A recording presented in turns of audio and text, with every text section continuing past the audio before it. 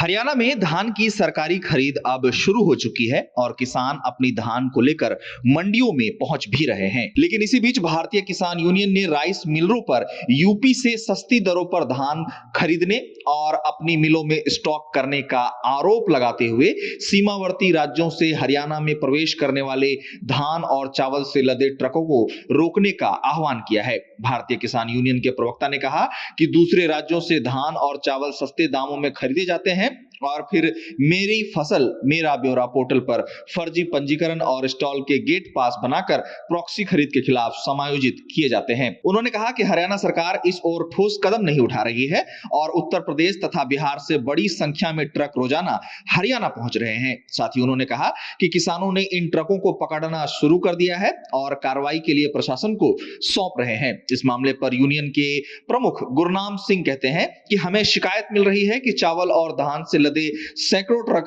रोजाना उत्तर प्रदेश से हरियाणा में प्रवेश कर रहे हैं। इसके कारण हरियाणा के धान किसानों को नुकसान हो रहा है। उन्होंने कहा कि हमने सरकार से बार बार उत्तर प्रदेश से सस्ते चावल और धान की आवक रोकने का अनुरोध किया है, लेकिन इस संबंध में कोई कार्रवाई नहीं की जा रही है। प्रोसेसिंग के बाद मिल मालिक सरकार को घटिया चावल उपलब्ध कराते हैं, जिससे सरकारी खजाने को नुकसान होता है। उन्होंने सरकार से मांग की है कि पहले हरियाणा के किसानों का पूरा स्टॉक एमएसपी पर खरीदा जाए और फिर मिल मालिकों को अपने लिए दूसरे राज्यों से चावल और धान खरीदने की अनुमति दी जाए। उनकी यह भी मांग है कि सभी चावल मिलों का भौतिक सत्यापन जल्द से जल्द कराया जाए और सत्यापन के लिए गठित टीमों में किसान संघों के सदस्यों को भी शामिल किया जाए। गुरनाम सिंह का कहना है कि यदि स्टॉक में अनियमितता और अंतर पाया जाता है तो चावल मिल मालिकों के खिलाफ कार्रवाई की जाए और सरकारी खरीद एजेंसियों के अधिकारियों के खिलाफ भी एफआईआर दर्ज की जाए। जैसा कि हरियाणा में धान की सरकारी खरीद शुरू हो चुकी है, तो धान खरीद को लेकर सामने आई खबर के मुताबिक हरियाणा सरकार ने